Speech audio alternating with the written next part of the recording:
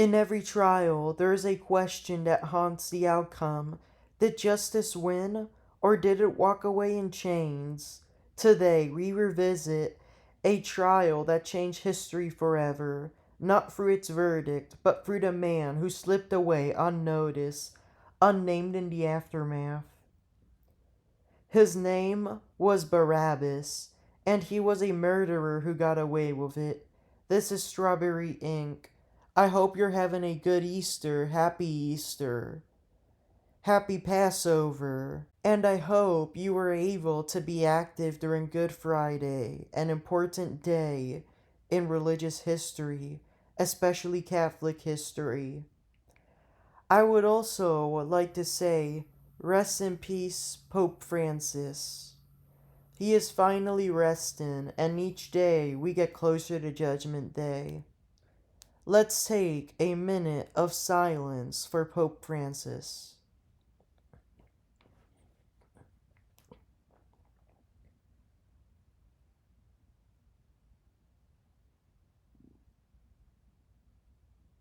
Alright. Now, the scene was chaos, shouts, torches, steel. A Roman officer lay dead, stabbed during a sudden uprising in the streets of Jerusalem. And standing over the body was Barabbas, a rebel, a zealot, a killer. He didn't run, he didn't need to. He was arrested on the spot, drenched in blood and fury.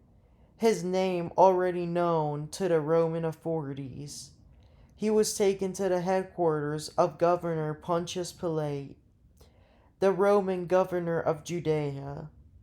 There was no trial that day, no cross-examination, just a transfer. From Pilate's headquarters, Barabbas was placed in detention, in a site known as the Chapel of the Capes, a cold, dark space where prisoners waited to learn their fate. There he was locked up alongside another man, a teacher, a healer, a man some called the Son of God, Jesus of Nazareth. It was the time of Passover, a sacred tradition, and by custom, Pilate gave the people a choice. He would release one prisoner, anyone they chose.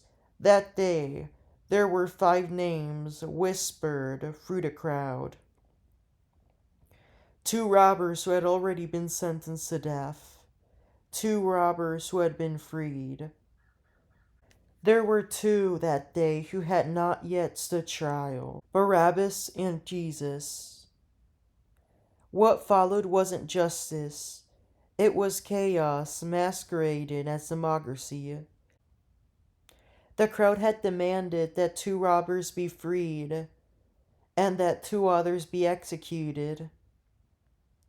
And then came the final decision, this time between Jesus of Nazareth and Barabbas. They chose the killer. Barabbas was freed. Jesus, on the other hand, was sentenced to die. Barabbas walked out of the Chapel of the Capes a free man.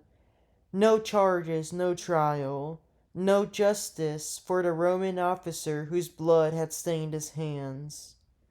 He disappeared from the records. No one knew where he went. Some say he vanished into the hills, returning to the rebel underground. Others say he laid low, haunted by the ghost of the man who died in his place. But the thing is certain, Barabbas walked and Jesus didn't. Some names fade, others echo forever. Barabbas should have been a footnote, just another prisoner. Instead, he became part of the greatest injustice ever recorded. He got away with murder. This was Strawberry Ink. I'm Santiago. Thank you for listening, and remember, every case leaves a stain. Please share this episode to your loved ones. Please follow the show and like the episode. Please help me get more streams and consumption hours. Certain Jewish religions will accept you, whether you are trans or LGBT. And I know this for sure Despite many churches being rude to the trans community, to the LGBT community, the Catholic Church will accept you, trust me. Therefore, have a good rest of your day.